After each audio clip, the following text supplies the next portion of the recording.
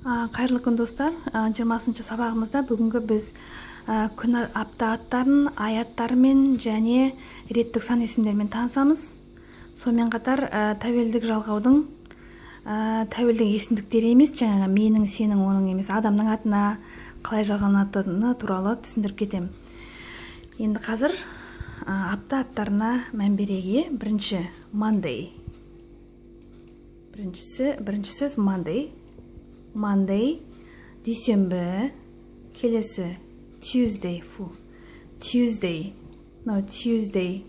сейсенбі, Wednesday, мынадан оқымаймыз, Wednesday, сәрсенбі, Thursday, бейсенбі, Thursday, келесі Friday, жұма, келесі Saturday, сенбі, Saturday. Sunday, жексенбі. Әдеттегідей аудармасын мына роликті тоқтатып отырып жазып алуларыңызға болады. Тағы бір рет оқиық. Monday, Tuesday, Wednesday, Thursday, Friday, Saturday, Sunday. Келесі аяттарына көшейік. Қаңтар, January, қаңтар. Ақпан, February, келесі наурыз, March, сәуір, April, мамыр, May, маусым, June, шілде, July, тамыз, August, август деп оқымаймыз, August, қыркүйек, September, қазан, October, қараша, November, қараша, November, және желтоқсан, December. Тағы бір рет айтып шығайын. January, February, March, April, May, June, July, August, September, October, November, December. Бұл бізде ай аттары. Естеріңізге сақтап, жаттап алу керек бұларды. Келесі тақырыбымыз өткен сабақтардың бірінде біз жай сан есімдермен танысқанбыз. 1, 2, 3, 4, 5, 6, 7, 8, 9, 10, 40, 45, 70, 80, 90, 100, 1000, миллион деген. Бүгін біз реттік сан есімдермен танысамыз. 1, 2, 3, 4, 5, 45, 35, 100, 1001, сондай. Бұл жерде қандай жағдайға мән беру керек? 1, 2, 3 дегенде мен қызылмен бояп қойдым. Неге? Өйткені бұлар ерекше жасалады. 1 дегеніміз first, 2 дегеніміз second, 3 дегеніміз third. First, 1, second, 2, third, 3.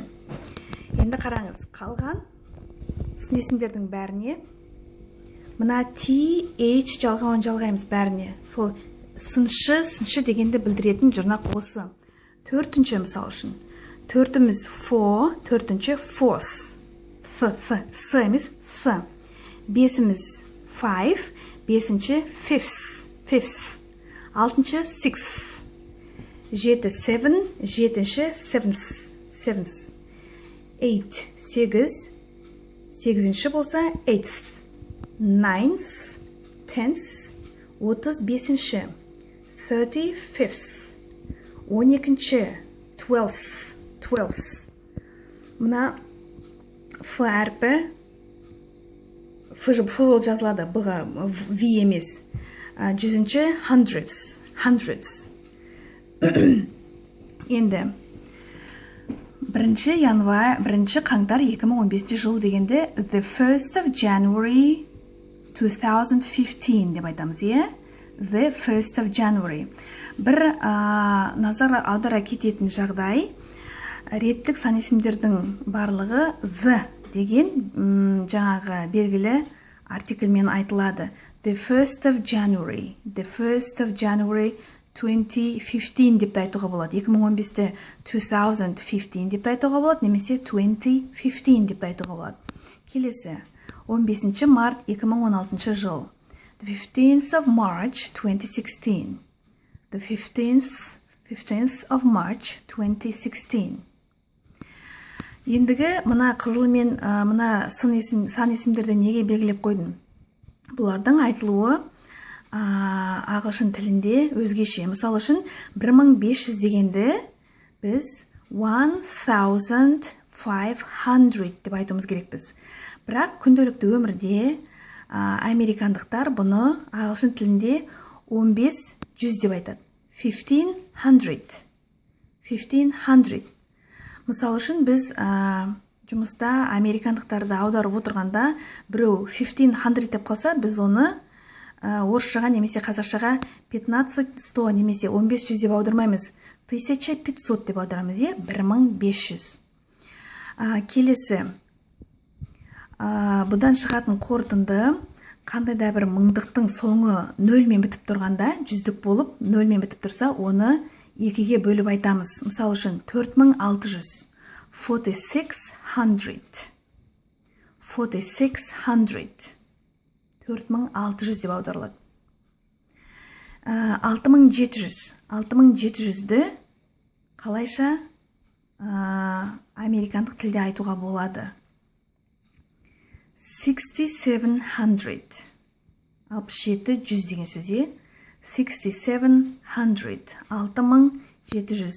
Мысалы үшін 2500 болса, олар 2500 дейді.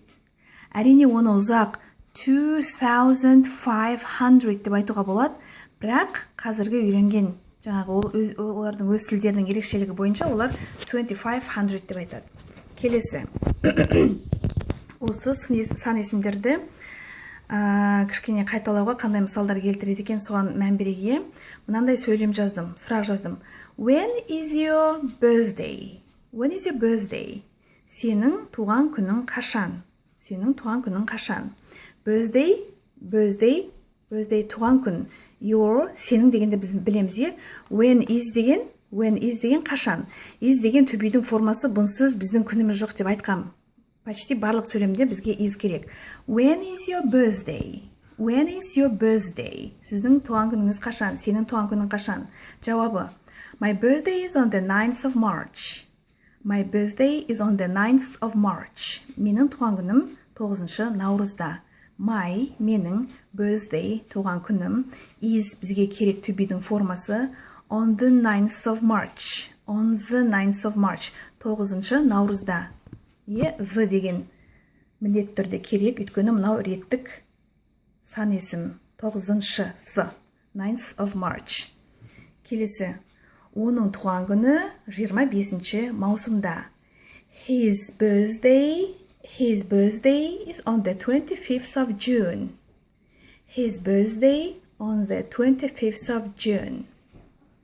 They are twins. Егіздер. They are twins. Олар егіздер. Тағы да to be'дің формасы бізге керек сөйлем құрағанда ағылшын тілінде, қазақ тіліне аударылмайды. Their birthday is on the 8th of March.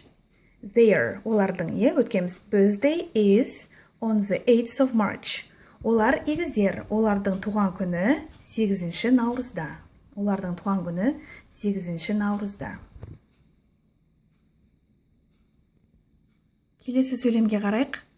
What is your address? Сенің мекенжайың қандай? Сіздің мекенжайыңыз қандай? It is. Ол деген сөз. Менің мекенжайым дегеннің қысқарған түрі, it is. 33 Сатпаев Street. Сатпаев көшесі 33. Flat, немесе қисық сызықша apartment 123. Пәтер деген сөз, ағылшындар flat дейді, американдықтар apartment дейді. 123. My address is, немесе it is, 33 Сатпаев Street, apartment 123. Келесі сұраққа қарайық. How old are you? Жасыңыз қаншада? Жасың нешеде? I'm 25. 25-демін. I'm 25. I am деп бөлмейміз, е? How деген қандай, old деген кәрі, you деген сен, a деген to be-дің формасы. Сен қаншалықты кәрісің деген сөз. Егерде сөзбіз аударатын болсақ, е? Жасыңыз нешеде деп аударылады, бірақ дұрысы. How old are you? I'm 25. How old is your brother? How old is your brother? Сіздің ағаңыз, немесе ініңіз, е? Brother. Аға немесе іні, brother. Сіздің ағаңыз нешеде? Сіздің ініңіз нешеде? He is 39.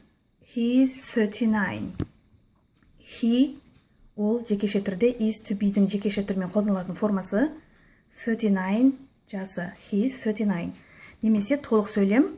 My brother is 39. My brother is 39. Келесі. Is your brother 49? Сіздің ағаңыз 49-да ма? Is your brother 49? Мына isді he-дің алдына, немесе you-ның алдына шығарып жібереміз, е? Сонда сұрақ пайда болады. No, my brother is 39. Жоқ, менің ағам 39-да, 49-да емес деген сөз. No, my brother is 49.